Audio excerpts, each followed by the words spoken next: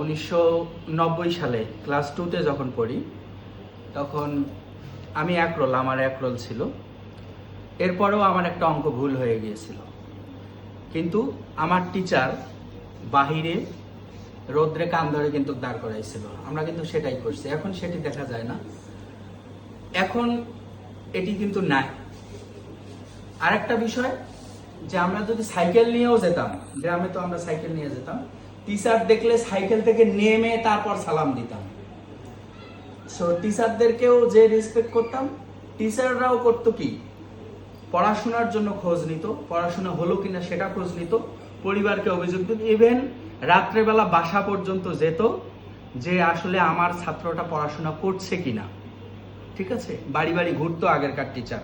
কিন্তু বর্তমান টিচাররাও কিন্তু একদম, আমার সেই স্কুলের কথাই যদি বলি, ওই স্কুলের টিচাররাও কিন্তু সে আগের মতো আর সেই সার্ভিস দেয় না ছাত্রছাত্রীদের।